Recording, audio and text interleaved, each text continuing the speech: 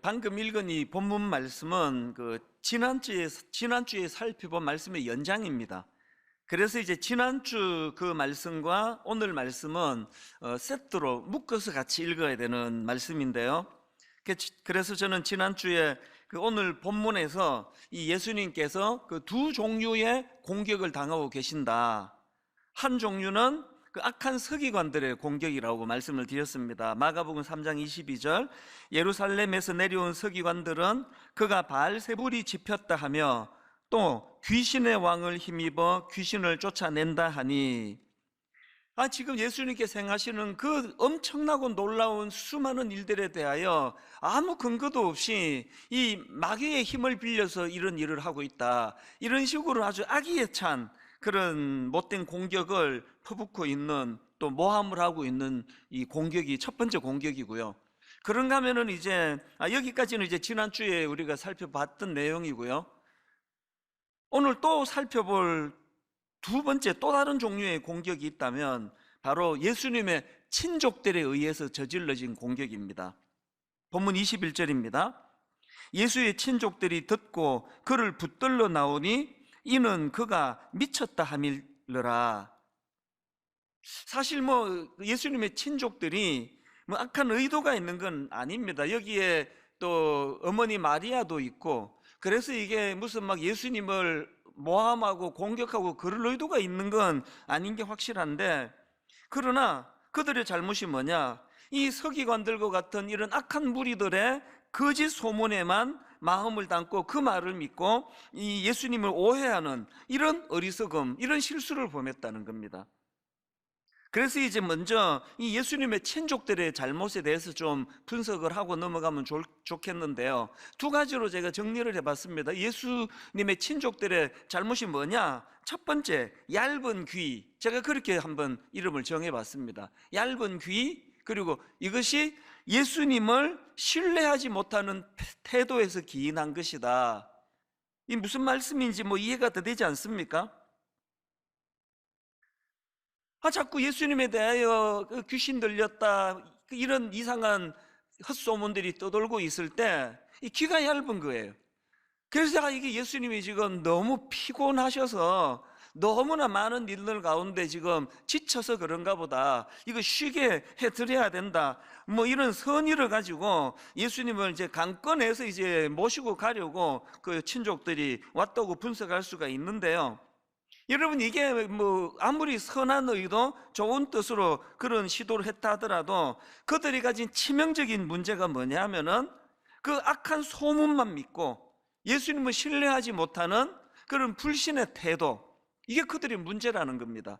그래서 저는 이 오늘 본문에 예수님의 친족들의 모습을 보면서 그 성경 한 구절이 떠올랐는데요. 에베소서 4장 14절입니다.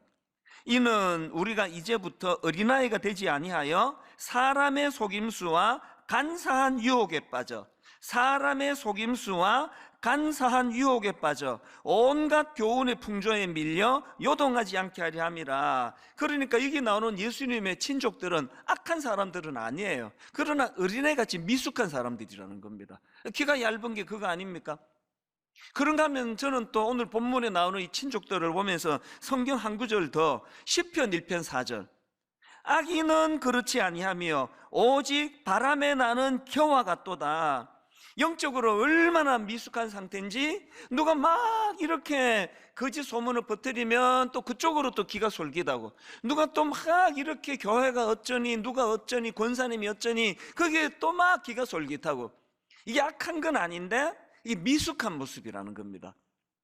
이게 오늘 본문에 나오는 예수님의 친족들의 첫 번째 잘못된 모습이고요. 그런가 하면은 그들이 범한 두 번째 잘못이 뭐냐? 예수님을 조종하려는 태도. 비록 예수님 좀 잘 섬겨보자 이런 선한 의도로 했다 하더라도, 지난주 제가 말씀을 드렸죠? 여기 나오는 예수의 친족들이 듣고 그들을 붙들러 나오니, 이 붙들러 나오니가 그 헬라어로 얼마나 강한 표현인지 모릅니다. 이 체포할 때 이 단어를 쓴다 그러지 않습니까?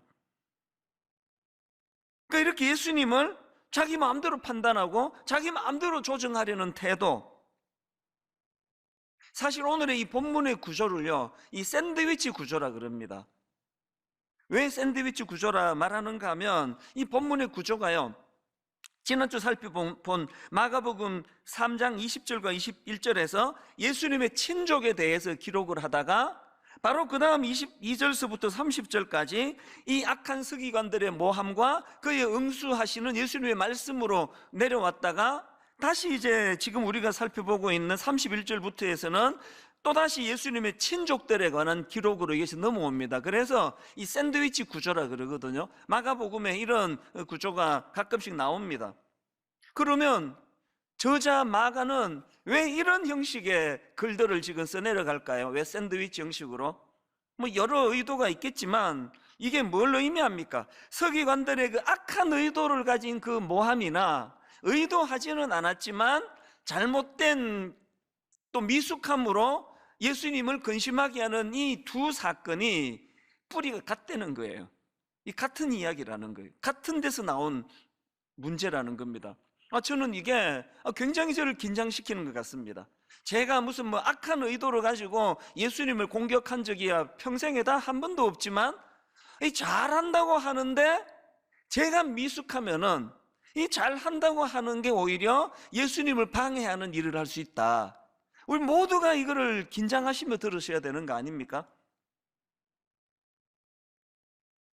어쨌든 지금 예수님의 친족들은 이런 잘못된 또 미숙한 태도를 가지고 이제 예수님을 공격하는 결과가 돼버렸는데요, 이제 그런 마음으로 이제 예수님을 찾아옵니다. 오늘 본문 31절 32절, 그때에 예수의 어머니와 동생들이 와서 밖에 서서 사람을 보내어 예수를 부르니, 무리가 예수를 둘러 앉았다가 여짜오되, 보소서 당신의 어머니와 동생들과 누이들이 밖에서 찾나이다.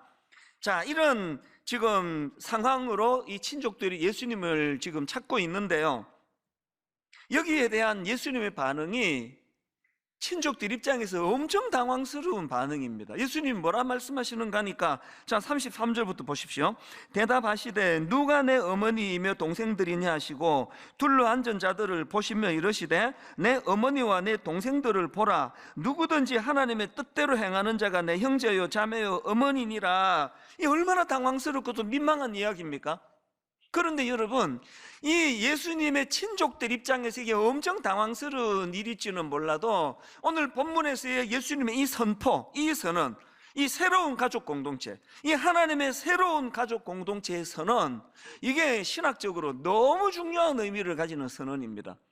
오늘 본문에서의 이 예수님의 이 새 가족 공동체에 대한 선언이 있었기 때문에 이 피 한 방울 안 섞인 여러분들에 대하여 제가 형제님, 자매님 이렇게 부르는 거 아닙니까? 그리고 저는 온 가족이 다, 제 가족들이 다 미국에 있는데 정직하게 말씀드립니다. 미국에 있는 그 피를 나눈 제 형제나 오늘 교회에서 만나는 모든 성도님들, 내가 형제요 자매로 부르는 여러분이나 그 사랑의 무게감에서 조금도 차이가 나지 않습니다. 이 거짓이 아니에요. 이 모든 것들이 어떻게 가능해졌나? 오늘 본문에서 예수님이 선언하시는 이 하나님의 새로운 가족 공동체로 우리를 묶어주셨다고 믿기 때문이에요. 이런 의미에서 이제 오늘 본문에 나오는 이 하나님의 새로운 가족 공동체, 이 의미가 참 중요한데요, 이제 오늘 제가 이 하나님의 가족 공동체의 특징 몇 가지를 좀 설명을 드리려고 하는데, 이걸 잘 정리하고 나면은 이제 좀 이 하나님의 새로운 가족 공동체, 이 교회에 대하여 좀 이해하는 게 조금 나아지지 않을까 생각합니다. 자, 첫 번째로 이 하나님의 가족 공동체의 첫 번째 특징이 뭐냐? 이 하나님의 가족 공동체는요, 예수님을 무한 신뢰하는 사람들이 모인 공동체라는 겁니다. 예수님이 누가 이 하나님의 가족 공동체냐 그랬을 때 35절에서 이렇게 말씀하십니다. 누구든지 하나님의 뜻대로 행하는 자가 내 형제요 자매요 어머니니이다. 여러분, 여기 나오는 이 하나님의 뜻대로 행하는 자, 이거에 대해서는요 한 뭐 2주 석주 설교할 수 있습니다. 너무나 풍성한 메시지가 이 한마디 안에 들어있는 거 아닙니까? 예를 들면은 우리가 잘 아는 산상수훈, 주님이 쭉 말씀하시고 맨 마지막에 이제 그 정리를 하시면서 반석 위에 지은지 모래 위에 지은지 그러시면서 행하는 자라는 강조를 하시는 것도 이게 하나님의 뜻대로 행하는 자, 여기에 해당이 되고요. 그런가 하면은 야고보서에 나오는 여러 강조되는 말씀, 이 전부 다 하나님의 뜻대로 행하는 자의 모습이거든요. 근데 오늘 저는 이것도 중요하고 저것도 중요하지만 이 모든 것이 가능하게 하는 근원적인 하나님의 뜻대로 행하는 자가 누구냐? 하나님의 뜻대로 행하는 게 뭐냐? 이걸 제가 한마디로 먼저 정리를 해드리고 싶은데요, 그게 요한복음 6장 29절에 나옵니다. 예수께서 대답하여 이르시되 하나님께서 보내신 이를 믿는 것이 하나님의 일이니라. 이거 잊으시면 안 됩니다. 우리 뭐 그냥 막 봉사하는 거, 섬기는 거, 막 이렇게 땀을 뻘뻘 흘리며 봉사하는 것만이 하나님의 일이라 생각하지만 더 근원적으로 하나님의 일은 예수 그리스도, 그분을 믿는 게 하나님 일이라는 겁니다. 하나님의 가족 공동체의 첫 번째 특징이 뭐라고요? 이렇게 예수 그리스도를 무한 신뢰하는 사람들이 모인 공동체라는 겁니다. 여러분, 우리가요, 이 주님을 향한, 하나님을 향한 이 무한 신뢰하는 그 마음의 태도가 인생을 살아가는데 얼마나 어마어마한 에너지를 가져다 준다는 거, 이 경험하고 사셔야 됩니다. 저는 그 파워를 매일 누리고 사는 사람입니다. 제가 종종 인용하는 그 가나안을 정탐하고 돌아온 12명의 정탐꾼의 보고를 듣고 그냥 이스라엘 백성들이 절망하지 않습니까? 우리가 도저히 못 이긴다니까. 그들은 거인이라 그러니까. 그래서 이제 막 울고 불고 성경에 보면은 막 백성이 밤새도록 통곡을 합니다. 그리고 오죽했으면 이제 종살이로 옛날로 돌아가자, 빌고 다시 종살이로 살자, 죽는 것보다 낫지 않느냐, 그렇게 동요하고 있을 때 딱 요수아와 갈렙만은 너무나 낙관적인, 너무나 희망적인 태도를 가지는 겁니다. 우리도 가서 보니까 그들이 대단하더라, 덩치가 크고 키가 크고 거인 맞다. 그러나 요수아와 갈렙이 갖고 있는 에너지는 어디서 나오는 겁니까? 나는 하나님에 대한 무한 신뢰를 가지고 있다. 나는 하나님을 신뢰한다. 하나님이 그 땅을 우리에게 주시겠다고 약속하셨다. 나는 이 약속의 하나님을 믿는다. 이 믿음이 있으니까 모든 사람들이 절망하는 그런 상황에서도 흔들리지 않는 거거든요. 이게 주님을 향한 무한 신뢰, 우리가 꼭 회복해야 되는 거 아닙니까? 최근에도 이제 일만소도 파송 운동이 이제 2주만 지나면은 이 30개 이제 그 과도 교구로 이제 정리가 되고, 이제 올 연말에 이 30개 교회가 이제 독립된 교회로 발전을 하는 요 지금 기로에 있으니까요, 이 마음이 또 뭐 여러 가지로 또 이제 복잡한 거 아닙니까? 이게 잘 돼야 되는데 또 심신이 좀 지치고 그러고 있던 얼마 전인데요, 아주 우연히 제가 청소년 사회 갈 때 썼던 책이 눈에 들어와가지고 그 책을 집었습니다. 그리고 우연히 펼쳤더니 제가 청소년 사회 갈 때 그 당시 고등학생이던 내 제자 아이가 편지를 보내줬는데 그 편지 안에 어떤 시, 이게 뭐 본인이 뭐 썼는지 이게 어디서 베꼈는지는 모르지만 그 감동적인 시 하나가 그 책에서 제가 언급을 했더라고요. 이 눈에 확 떠였는데 그날 정말 마음이 뭉클했습니다. 시 내용이 이렇습니다.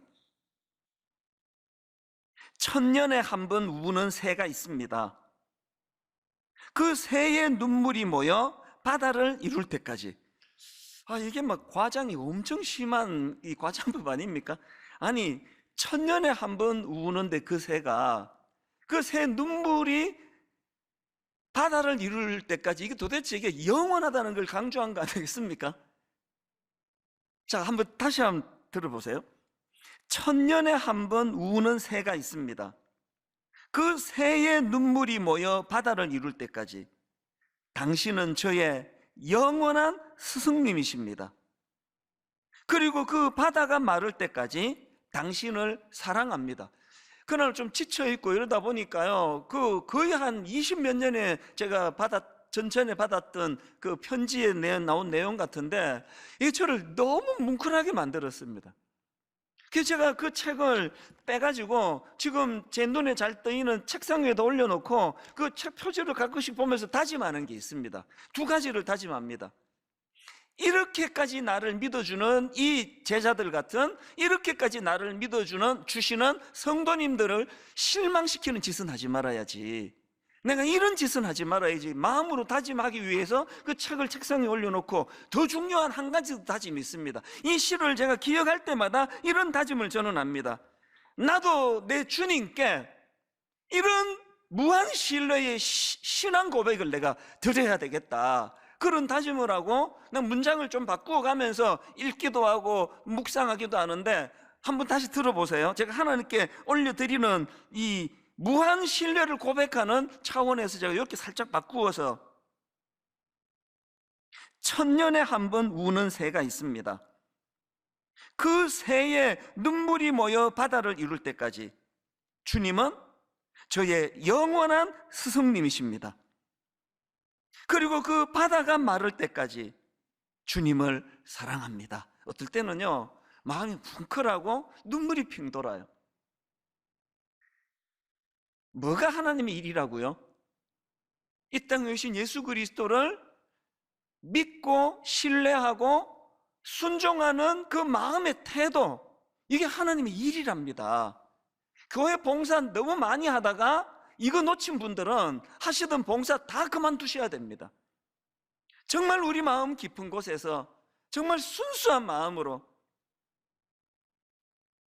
천년에 한 번 우는 그 새가 그 눈물이 모여 바다를 이룰 때까지, 그리고 그 바다가 마를 때까지 저는 주님을 사랑합니다, 신뢰합니다, 주님을 향한 무한 신뢰를 드리기를 원합니다. 이런 마음을 가진 사람들이 모여 이루는 공동체가 이게 하나님의 새 가족 공동체라는 겁니다.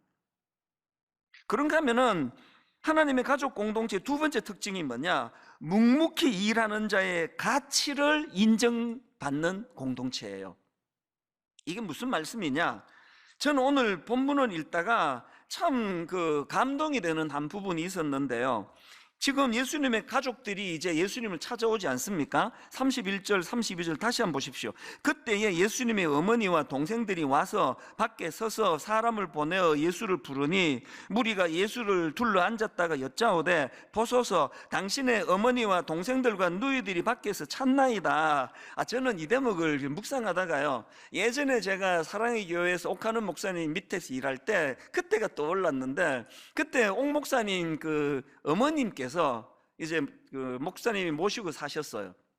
그래서 이제 새벽 기도를 마치고 나오거나 또 주중에 교회에 가다가 보면 이 어머님 권사님 연로하신 어르신을 마주칠 때가 있는데요, 키도 좀 작으시고 많이 이제 연세가 드셨는데 30대에 제 눈으로 보기에 이 어머니의 걸음걸이 속에 자부심과 긍지가 다 묻어 있습니다.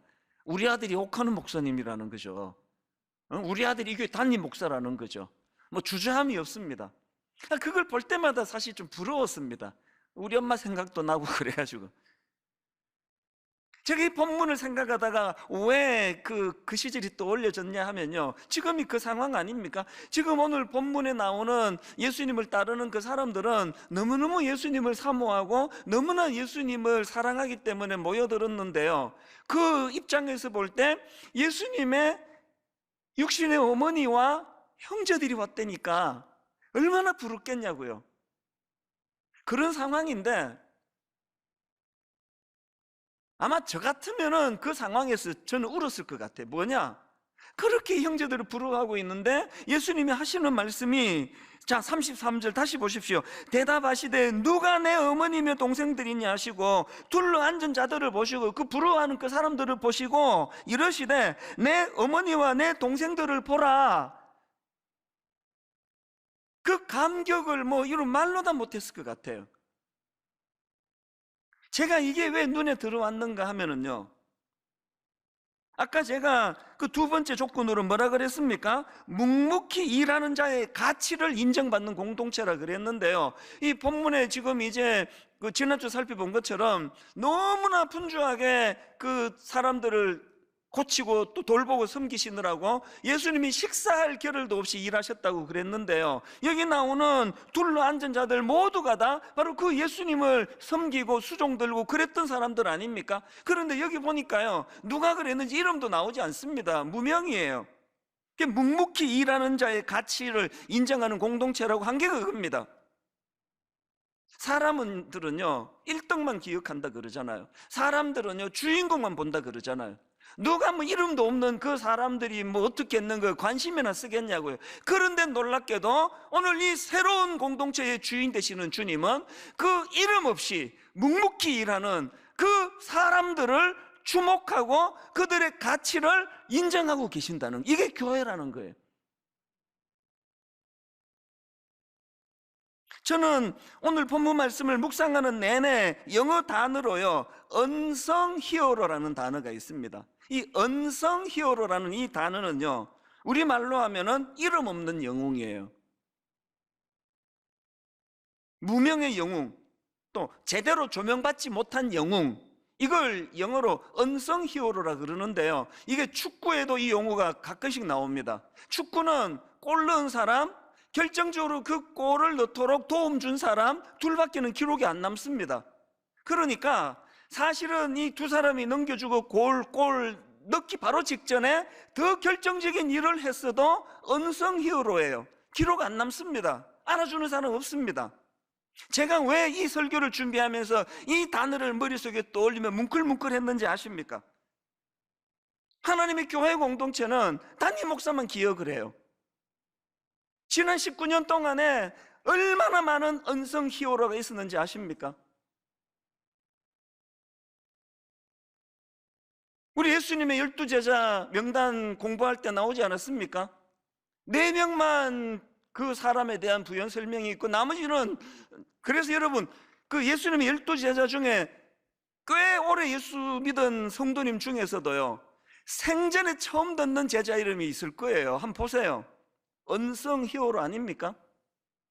주님은 인간의 기준으로 베드로, 뭐 인간의 기준으로 야고보, 안드레, 그러지만 우리 주님께서는 또 그 주님이 주인 되시는 이 하나님의 가족 공동체는요, 이런 이름 없이 섬기고 이름 없이 헌신하는 그 인간적으로 보기에 무명의 보잘것없는 그 한 사람의 수고와 가치를 인정한다는 겁니다. 제가 한 몇 주 전에 제 모교회가 성박교회였다고, 사실은요 원래 이름이 성박교회였는데 그 교회를 서교회라고 바꾸었는데요, 제가 중학교 때 이름을 바꿨으니까 이름 바꾼 지가 지금 거의 한 40몇 년이 지났는데, 그러나 저는 제 모교회를 여전히 서교회라고 부르지, 서쪽에 있다고 서교회라고 지었는데, 저는 서교회라고 부르는 것보다 성박교회라고 부르는 게 더 좋은 사람이에요. 왠지 아세요? 성박교회라고 부르면 저의 어린 시절에 그 교회에 unsung 히어로 어른들이 너무나 많이 생각나기 때문이에요. 최태구 장로님, 이월희 전도사님, 하광희 전도사님. 저는 설교 시간에 사람 이름을 언급하지 않으려고 애를 쓰는 사람이지만 오늘은 제가 막 결심하고 이름을 한번 외쳐보고 싶었습니다. 세 분만 지금 제가 그렇다고 막 한 50명 명단을 쭉 밝히면 곤란하니까 세 분만 제가 이름을 불렀지만요, 그 가난하던 60년대 70년대 그 당시 우리 최태구 장로님은 제 어린 기억에 막 엄청난 부자로 기억을 하고 있는데, 나중에 다시 생각해 보니까, 지금 와서 생각하니까 그 시절에 부자면 얼마나 부자였겠냐고요. 그런데 제 기억에 그 가난한 사람들이 득실득실거리던 그 교회에서 어떤 성도가 너무너무 어려워서 너무 급해서 장로님 지금 이거 조금만 돈 좀 빌려달라고 그럴 때 한 번도 거절한 적이 없는 분들은 기억하고 있거든요. 두 분의 여준산 이름을 제가 드렸지만요, 교회는 담임 목사님만 기억하잖아요. 이 세 분 중에 두 분이 돌아가셨어요. 제 마음에 unsung 히어로, 누가 이 지나간 어른들 이름을 기억하겠습니까만, 오늘 저는 하나님의 가족 공동체는 이런 분들의 귀함을 인정해 주는 곳이라 생각합니다. 오늘 교회에 분당 우리 교회 개척 초기에 내 너무 마음이 아팠던 게요, 너무나 많은 바로 그 예전 교회에서 교회를 위하여 온 정성을 다 바치고 물질을 바치고 그렇게 하고 그 교회에서 모함을 당하고 쫓겨나고 그 교회에서 상처를 받고 쫓겨나고 그런 분들이 너무 많이 오시는 거예요. 누가 그들의 눈물을 닦아줄 거냐고요? 주님이 닦아주세요. 주님이 그 가치를 아세요. 이들이 내 형제라고. 하나님의 가족 공동체는 이런 이름 없이 빚도 없이 드러내지 않고 주를 위하여 눈물로 헌신하는 그 사람들의 가치를 인정해주는 특징이 있다. 이 두 번째 특징이에요. 그런가 하면 마지막 세 번째로 하나님의 가족 공동체의 세 번째 특징이 하나 더 있는데요. 그게 뭐냐? 먼저 주시는 사랑을 공급받는 사람들이 모인 공동체예요. 여기서 먼저 주시는 사랑, 이게 이제 강조점입니다. 이게 뭘 의미하느냐? 자, 마가복음 3장 13절. 또 산에 오르사 자기가 원하는 자들을 부르시니 나온지라. 오늘 본문 33절. 대답하시되 누가 내 어머니며 동생들이냐 하시고 둘러 앉은 자들을 보시며 이르시되 내 어머니와 내 동생들을 보라. 너무너무 자격도 없는 저 같은 거 20대 초반에 주님께서 먼저 사랑을 보내주셨어요. 먼저 저를 사랑으로 저를 보듬어 주셨습니다. 그 은혜의 감격이 너무너무 넘쳐서 먼저 주시는 그 사랑을 공급받은 그 은혜를 가지고 오늘도 제가 목회를 하고 있는 거 아닙니까? 그래서 저는 이 말씀들을 묵상하면서 요한 1서 4장 19절 우리가 사랑하면 그가 먼저 우리를 사랑하셨습니다. 사실 저는 그 소설책을 잘 읽지 않습니다. 왜냐하니까 이 소설은 이 스토리이기 때문에 한 번에 쫙 꿰서 읽어야지 이게 맥이 잡히는데 저는 그냥 뭐 한 15분 읽다가 또 뭐 이 일하고 또 한 15분 읽다가 저 일하고 이거 이렇게 맥이 잘 연결이 안 되고요. 그리고 또 이 막 책을 읽으면서도 뭐 조금 있다가 또 좀 뭐 회의 가야 되고 이래가지고 소설의 의미를 잘 못 담아서 거의 소설은 안 읽는데 최근에 어느 책을 읽다가 그 소설책 한 권을 추천을 받아가지고 요 근래에 제가 오랜만에 펴봤는데 여기 하나님의 섭리, 이 설교를 위한 준비인 거예요. 사실 아직도 그 소설 뭐 한 30-40페이지 진도가 안 나가고 있지만 너무나 주옥 같은 문장은 이미 다 얻었습니다. 그 소설에서. 소설가 이승우 씨가 쓴 사랑의 생애라는 소설인데요. 자, 오늘 본문과 흐름이 얼마나 비슷하게 가는지 자 들어보세요. 소설의 내용입니다. 사랑할 만한 자격을 갖추어서가 아니라 사랑이 당신 속으로 들어올 때 당신은 불가피하게 사랑하는 사람이 된다. 그 다음도 들어보세요. 자격을 갖추고 있어서 사랑이 당신 속으로 들어오는 것이 아니라 사랑이 당신 속으로 들어와서 당신에게 자격을 부여하는 것이다. 사랑이 들어오기 전에는 누구나 사랑할 자격을 가지고 있지 않다. 이게 요한일서 4장 10절 11절을 녹여놓은 문장 아닙니까? 사랑은 여기 있으니 우리가 하나님을 사랑한 것이 아니요 하나님이 우리를 사랑하사 우리 죄를 속하기 위하여 화목제물로 그 아들을 보내셨음이라. 사랑하는 자들아, 하나님이 이같이 우리를 사랑하셨은즉 우리도 서로 사랑하는 것이 마땅하도다. 그 사랑의 생애라는 책에 나오는 내용 한 군데 더 들어보세요. 어느 순간 사랑은 문득 당신 속으로 들어오고 그러면 당신은 도리 없이 사랑을 품은 자가 된다. 사랑과 함께 사랑을 따라 사는 자가 된다. 사랑이 시키고 원하는 일을 하는 사람이 된다. 이게 너무나 성경적인 가치관을 가지고 풀어쓴 소설 같아가지고요. 제가 갑자기 저자가 궁금했습니다. 소설책을 안 읽기 때문에 저는 이 소설가 이승우 씨가 누군지 몰라 검색을 해봤더니요. 아니나 다를까 이분은요. 신학대학을 졸업하고 신학대학원을 공부한 사람이더라고요. 이 소설이 지금 계속 강조하는 게 뭔지 아시겠죠? 그래서 여러분, 우리가 진짜 하나님의 가족 공동체로 살아가기 위해서는 일 많이 하려고 애쓰지 말고 먼저 주시는 그 사랑을 누리셔야 돼요. 먼저 주시는 그 하나님의 사랑이 내게 흘러 넘쳐야 그 소설가도 그런 얘기 하잖아요. 어느 순간 사랑이 문득 당신 속으로 들어오고 어느 순간 그리스도의 사랑이 내게 들어올 때 비로소 나도 사랑할 줄 아는 사람이 된다는 겁니다. 한국교회에 고쳐야 될 문제가 이러고 생각합니다. 나 저 형제 사랑해야 돼, 나 저 형제 용서해야 돼. 되나요 그게?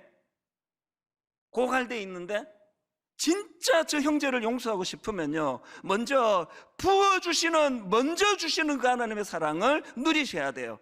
그 부어주는 폭포수 같은 사랑을 다 마음을 닫고 용납하지 않는 그 태도부터 고치는 거.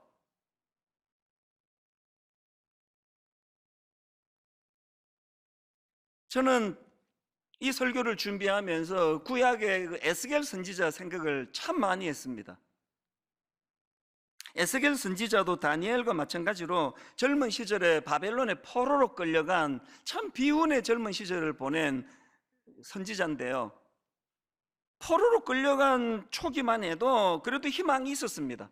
그래도 뭐 우리가 한번 조국으로 돌아갈 이 희망이 있다, 그런 용기를 가지고 기대감을 가지고 살았는데, 그런데 웬걸 포로 생활 11년 후에 자기 조국의 멸망 소식을 듣습니다. 신락 같은 희망 붙들고 살았던 그 포로 생활하던 이스라엘 백성들이 이제 모든 희망이 다 짓밟혀버린 거예요. 조국이 망해버렸는데 이제 돌아갈 희망이 어디 있느냐고. 그래서 이제 모두가 다 절망하고 있을 때 이 에스겔 선지자가 계속 희망의 메시지를 던졌던 선지자거든요. 예루살렘 성전 다시 재건된다, 노예 생활 이대로 영원히 계속되는 거 아니다, 이런 놀라운 희망의 메시지를 에스겔 선지자가 전했는데, 여러분 생각해 보세요. 왜 모든 포로 생활하던 사람들이 다 절망에 빠져 있었을 때 유독 에스겔만은 그런 희망을 노래할 수 있었을까요? 그것은요, 하나님께서 에스겔에게 보여준 환상 때문이에요.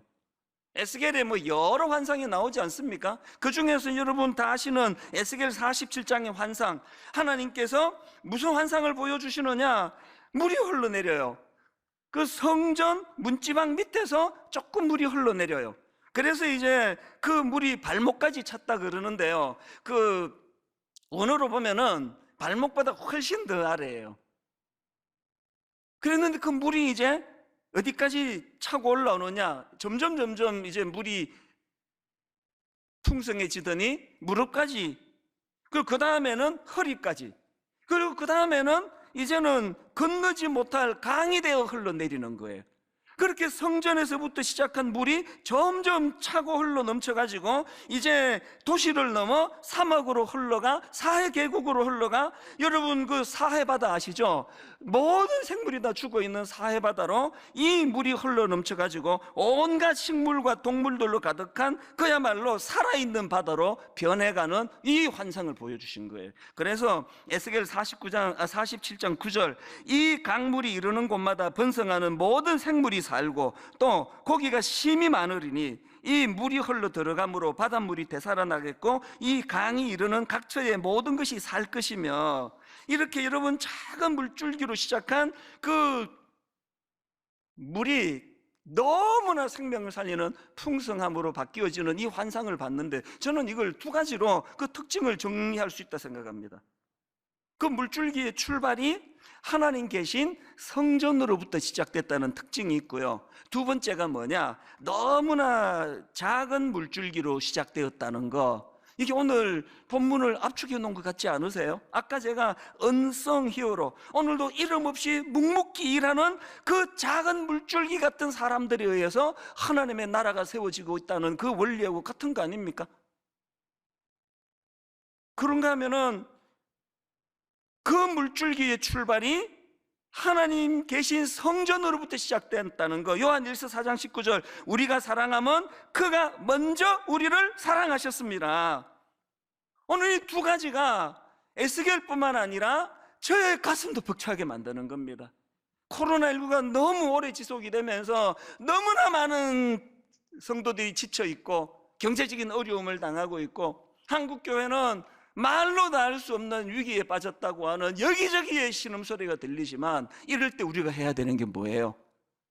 하나님으로부터 시작되는 은혜의 물결을 경험해야 돼요.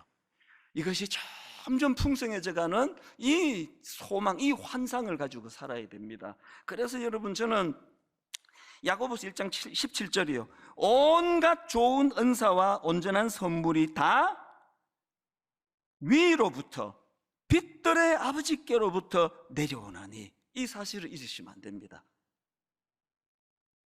결론을 맺으면서 저는 이 설교 마무리 묵상을 하다가 엘리야 선지자, 여러분 아시잖아요. 그 포악한 아합 왕으로 인해 가지고 하나님의 진노가 오래지금 가뭄이 계속되고 있는 상황이에요. 그런데 그 백성을 너무나 사랑하는 엘리야 선지자가 그 민족을 사랑하는 마음으로 갈멜산에 올라가 절박한 기도를 드립니다. 너무너무 절박한 기도를 드려요. 가뭄이 끝날 희망이 보이지 않는 그 상황에서 엘리야 선지자가 7번 그 처절한 기도를 드리는데요, 그 절박한 기도를 드린 엘리야가 발견한 건요, 비를 몰고 오는 시커먼 먹구름이 아니에요. 손바닥만한 구름이에요. 그 하늘에, 이게 신경 써서 안 보면은 보기도 어려운 손바닥만한 구름이에요. 그게 열왕기상 18장 44절입니다.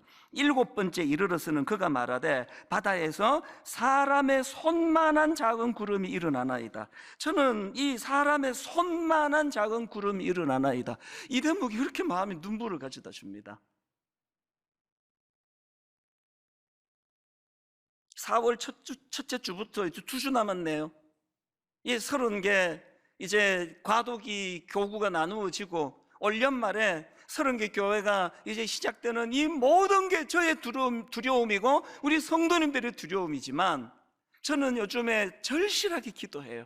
하나님, 이 1만 성도 파송운동이 제가 감히 하나님을 제 마음대로 조정하려는 이런 악한 뜻이 아니기를 원합니다. 그리고 또 하나, 하나님, 우리 성도님들이 다 너무너무 두려워합니다. 이제 내년에는 어디로 가야 되는 건가? 왜 교회를 나가야 되는 건가?